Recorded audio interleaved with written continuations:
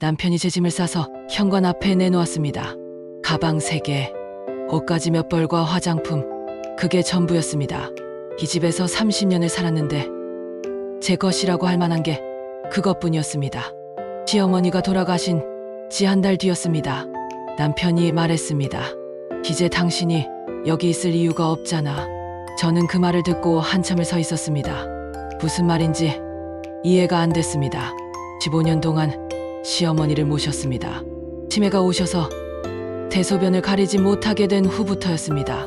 기저귀를 갈고 밥을 떠먹이고 밤마다 배회하시는 어머니를 붙잡았습니다.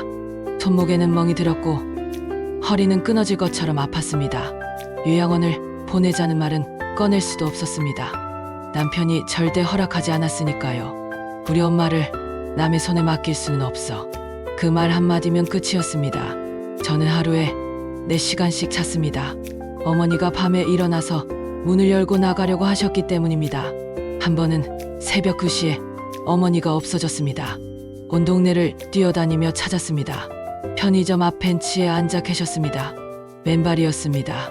그날 이후로 저는 문에 자물쇠를 달았고 밤에는 어머니 방문 앞에서 잤습니다. 이불 하나 깔고 바닥에 누웠습니다. 남편은 안방에서 잤습니다. 어머니가 시끄럽다며 방문을 닫았습니다. 저한테 물어보지 않았습니다. 힘들지 않냐고, 괜찮냐고, 그냥 당연한 것처럼 여겼습니다. 아내니까, 며느리니까 해야 하는 거라고 생각했던 것 같습니다. 친구들이 말했습니다. 요양보호사라도 쓰지 그래. 남편이 안 된다고 했습니다. 남이 우리 엄마를 만지는 건 안 돼. 그럼 당신이 해보던가 라는 말은 삼켰습니다. 말해봤자 소용없으니까요. 어머니는 저를 알아보지 못했습니다. 가끔 제 손을 때렸습니다. 누구야? 여기서 뭐해? 그럴 때마다 가슴이 무너졌습니다. 15년을 모셨는데 저는 그냥 낯선 사람이었습니다. 그래도 했습니다. 남편이 보고 있으니까요. 남편이 고맙다고 한 번쯤은 말해줄 거라고 생각했습니다. 하지만 그 말은 한 번도 듣지 못했습니다. 어머니가 돌아가셨습니다. 장례를 치렀습니다. 저는 그제야 좀 쉴 수 있을 거라고 생각했습니다. 밤에 푹 자고 낮에는 친구들을 만나고 그렇게 살 수 있을 거라고 생각했습니다. 그런데 남편이 달라졌습니다. 말수가 줄었습니다. 밥상을 대충 먹었습니다. 방에 틀어박혀 있었습니다. 제가 물었습니다. 무슨 일 있어요? 아무 일 없어. 그렇게 한 달이 지났습니다. 그리고 어느 날 남편이 짐을 쌌습니다. 제 짐이었습니다. 뭐 하는 거예요? 이제 당신이 여기 있을 이유가 없잖아. 저는 귀를 의심했습니다. 무슨 소리예요? 저 당신 아내예요. 아내? 당신은 내 엄마 간병인이었어. 그 말에 저는 말문이 막혔습니다. 15년 동안 어머니를 모신 건 남편을 위해서였습니다. 남편이 효자니까, 남편이 원하니까 했던 겁니다. 그런데 남편은 저를 간병인으로 본 겁니다. 아내로 본 게 아니라 당신 나이도 많아졌고 이제 필요 없어. 나가줘. 저는 그 집을 나왔습니다. 갈 곳은 친정밖에 없었습니다. 엄마가 저를 보고 울었습니다. 내가 말렸잖아. 시어머니 모시지 말라고. 하지만 저는 들을 수 없었습니다. 남편이 원했으니까요. 지금 돌이켜보면 저는 언제부터 아내가 아니었던 걸까요? 어머니를 모시기 시작하면서부터였을까요? 아니면 그 전부터였을까요? 결혼 30년 동안 저는 남편의 아내였던 적이 있기는 한 걸까요? 간병을 시작하면 부부 관계는 변합니다. 배우자가 환자의 보호자로 바뀌는 순간 부부는 더 이상 동등한 관계가 아닙니다. 한 사람은 돌보는 사람, 한 사람은 지켜보는 사람이 됩니다. 그리고 시간이 지나면서 돌보는 사람은 지쳐갑니다. 육체적으로도 정서적으로도요. 하지만 지켜보는 사람은 그 필요를 모릅니다. 왜냐하면 자기는 직접 하지 않으니까요. 그냥 당연하게 여깁니다. 아내니까, 며느리니까 하는 거라고요. 이 과정에서 배우자에 대한 감사는 사라집니다. 당연한 일을 하는 사람한테 고맙다고 말하지 않으니까요. 그리고 간병이 끝나면 관계는 완전히 무너집니다. 왜냐하면 이제 필요가 없어졌으니까요. 남편은 아내를 필요로 해서 함께 있었던 겁니다. 엄마를 돌봐줄 사람이 필요했던 거죠. 그런데 엄마가 돌아가시면 그 필요가 사라집니다. 그러면 아내는 더 이상 쓸모가 없어집니다. 잔인하게 들리지만 이게 현실입니다. 그럼 왜 아내는 15년을 참았을까요? 사랑 때문이 아닙니다. 의무감 때문입니다. 우리 세대 여성들은 배웠습니다.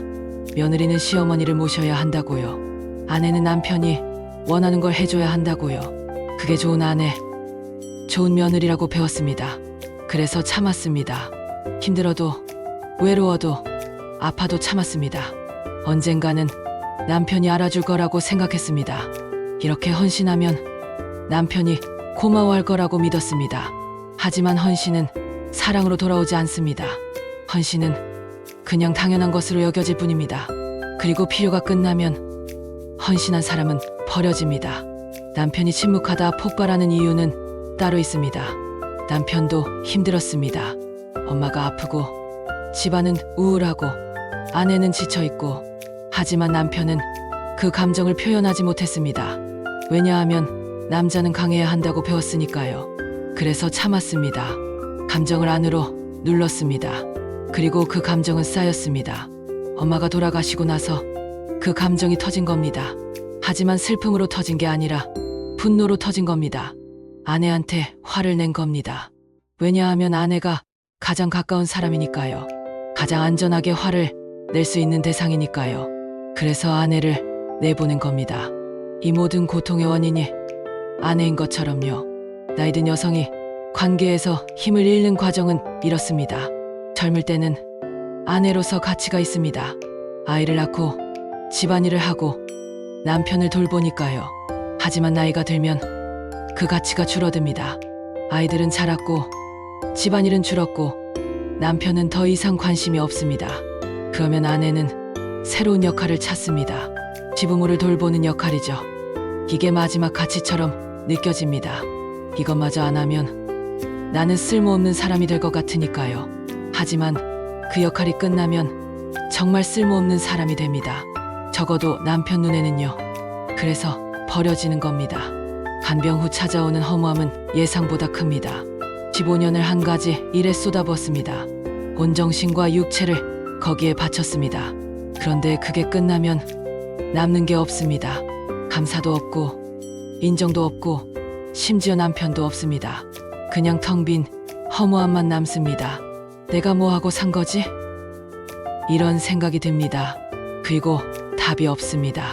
저는 지금 친정에서 살고 있습니다. 남편한테서 이혼 서류가 왔습니다. 서명하지 않았습니다. 뭐가 억울한지 정확히 모르겠지만 그냥 서명하고 싶지 않았습니다. 친구들이 말합니다. 그냥 서명하고 위자료 받아, 재산 분할 받아. 하지만 저는 돈이 필요한 게 아닙니다. 인정이 필요합니다. 내가 15년 동안 한 일이 헛된 게 아니었다는 인정이요. 하지만 그 인정은 오지 않을 것 같습니다. 남편은 제게 전화조차 하지 않습니다. 변호사를 통해서만 연락이 옵니다. 빨리 서명하라고요. 저는 요즘 생각합니다. 왜 저는 제 인생을 살지 않았을까? 왜 남편의 인생, 시어머니의 인생을 살았을까? 제 삶은 어디로 간 걸까? 하지만 후회해도 소용없습니다. 시간은 돌아오지 않으니까요. 그래도 한 가지 배웠습니다. 헌신은 보답받지 못한다는 거요. 아무리 잘해줘도 필요 없어지면 버려진다는 거요. 만약 시간을 돌릴 수 있다면 저는 다르게 살 겁니다. 시어머니를 모시되 제 삶도 지킬 겁니다.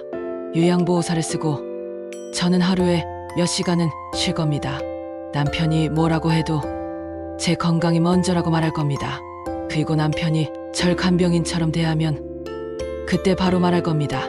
나는 당신 아내지 고용된 사람이 아니라고요. 하지만 저는 그러지 못했습니다.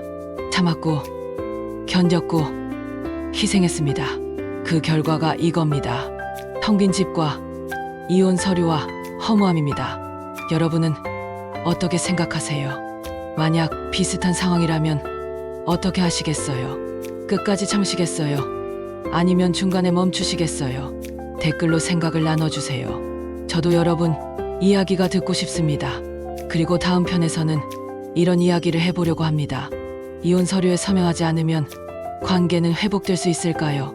아니면 그냥 더 고통스러워질 뿐일까요? 구독과 좋아요 부탁드립니다. 감사합니다.